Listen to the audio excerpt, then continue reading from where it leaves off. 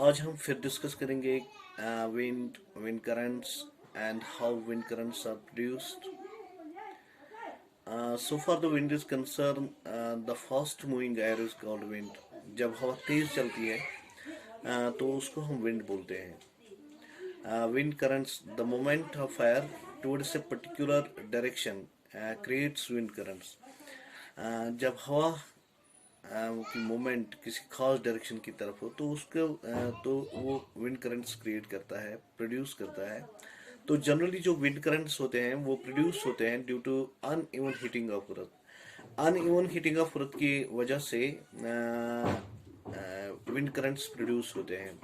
Uneven heating जैसा equator ज़्यादा गर्म, पोलस ठंड. This is uneven heating. Land गर्म, समंदर ठंड. कुछ साथ समंदर थोड़ा गर्म लैंड निश गो कि uneven heating. Due to this uneven heating the wind currents are produced. The wind currents are produced.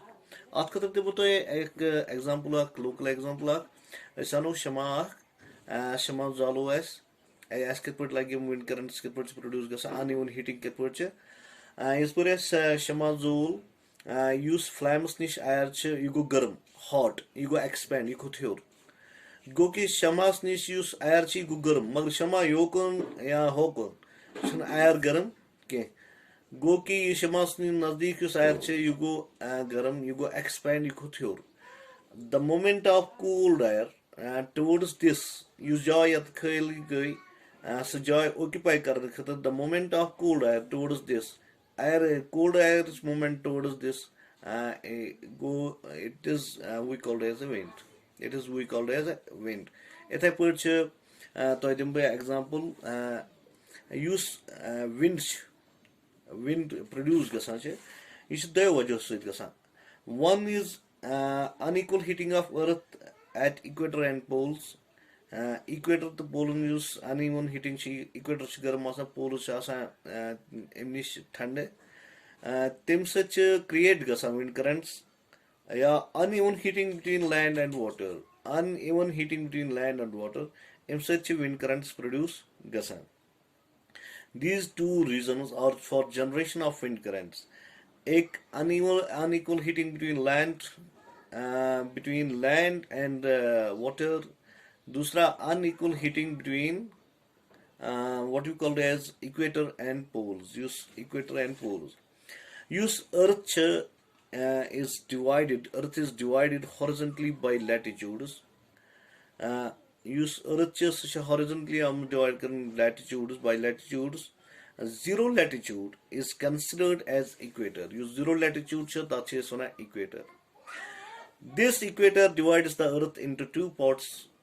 You see equator earth is barabar equal and divide in two parts. The upper part we call as northern.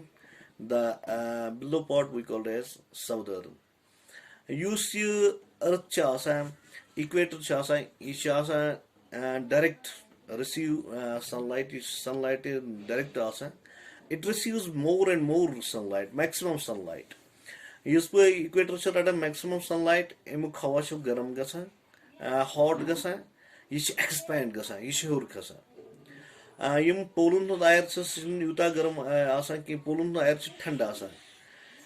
Go ki it's very hot air khutyur. Hot air khutyur, equator hot air khutyur. You could due to more and more heating of the sun, direct more and more heating of the sun, air garam gasa, you expand gasa, you sure gasa. Now you see joy khali gai. There is something which tries to occupy that place. You side bakin jain thandawash. So you move current towards this hot place. गो कि पूल air कर move towards that place यह occupy जाए कर. अम सान north southern winds और south north to south direction और south to north direction winds बनाए. यह वुच अम पे वुच ब्यास लैंड गर्मस मज लैंड वारिया गर्म due to the heat of the sun. Land को एयर गसा एक्सपेंड यह हर खसान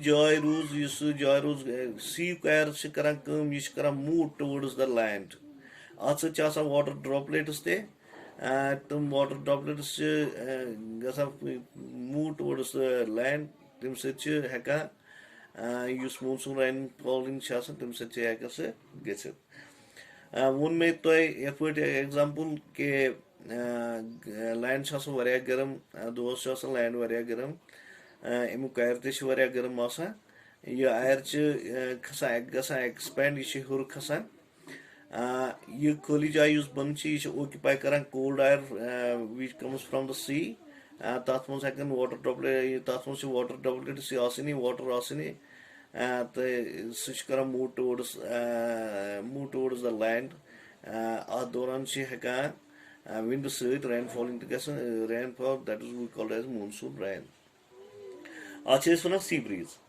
वन रोतस या विंटर्स मज रोतस या विंटर्स मज लैंड वारिया ठंड समंदर निश तिज पे समंदर आयर गसान यह कर मूव टुवर्ड्स यह गर्मा यह खसान हेर लैंड आयर करान यह मूव टुवर्ड्स कर सी गो कि when land air move towards the sea we called it is a land breeze तो दुशवे टाइप ऑफ विंड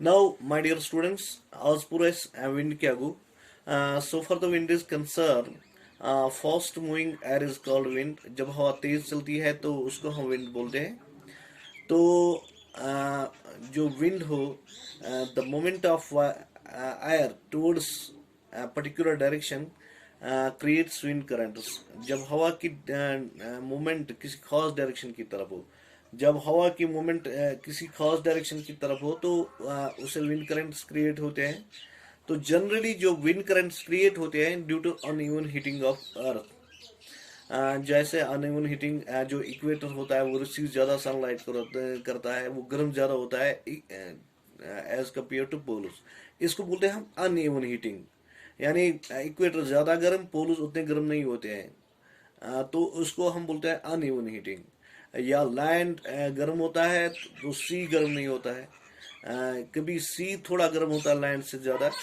तो इसको हम बोलते हैं अनइवन हीटिंग जो है इसी से क्रिएट होते हैं प्रोड्यूस होते हैं what you called as wind currents जो है जनरली टू रीजन इसके पीछे है two reasons for generating wind currents दो वजह है जिससे विंड करंट्स जनरेट होता है एक नंबर वन है unequal heating of earth of equator and poles जो unequal heating equator and poles की वजह से इक्वेटर गर्म होता है ज्यादा इक्वेटर जो है वो गर्म है पोल्स से इसको हम बोलते हैं unequal heating of earth and equator and poles इसकी वजह से विंड करंट्स क्रिएट होते हैं या unequal heating between earth and ocean जो वाटर या अर्थ और वाटर की या अर्थ और ओशन की जो अनइक्वल हीटिंग है उसकी वजह से विंड करंट्स क्रिएट होते हैं तो जनरली जो wind currents first number one unequal heating of earth of equator and poles की वजह से जो अनइक्वल हीटिंग उसकी वजह से विंड करंट्स क्रिएट होते हैं तो जनरली जो अर्थ है ये डिवाइड है हॉरिजॉन्टली बाय लैटिट्यूड अर्थ को डिवाइड किया गया है हॉरिजॉन्टली बाय लैटिट्यूड जो जीरो लैटिट्यूड है उसको हम कंसिडर करते हैं इक्वेटर जो जमीन को बराबर दो हिस्सों में डिवाइड करता है तो जो इक्वेटर है ये सन के सामने डायरेक्ट सनलाइट रिसीव करता है ये डायरेक्ट सनलाइट रिसीव करा इनसे अर्थ ज्यादा गर्म गसा इक्वेटर को अर्थ ज्यादा गर्म गसा air this is ज्यादा गर्म गसा ये air ज्यादा गर्म गो hot गो ज्यादा ये expand गसा ये करा move upward ये हुर खसा ये lighter गसा क्योंकि युता hot air गस ये lighter गसा तो ये करा move upward the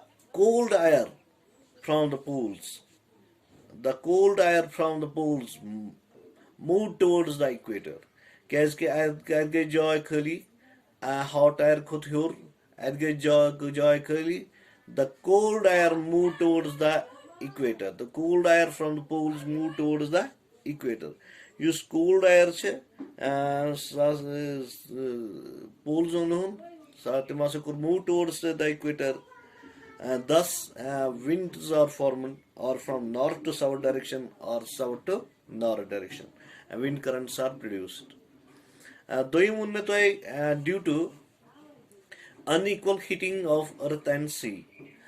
जो unequal heating डे में अर्थ ड्यू टू गर्म होती है ड्यू टू सनलाइट एटमॉस्फेयर भी गर्म होता है हवा ते गर्म गसान ये वारिया सनलाइट पेवान ये वारिया गर्म due to heating of the earth युस ये एयर ये गसान एक्सपेंड ये हर खसान मूव अपवर्ड ये जाय युस ये खाली गई जाय गई the ocean air move towards the land इस पर ये जाय गई खाली क्या दोस गर्म आसान सनलाइट सनलाइट अम समीन गर्म गसान हवा ते गर्म गसान ये हवा गर्म गसान एक्सपेंड मूव टू अपवर्ड कर गो कि जाय खाली जाय from the ocean the air move rushly ocean air कर तेज पकान move towards the land move to ocean किस एयरस मज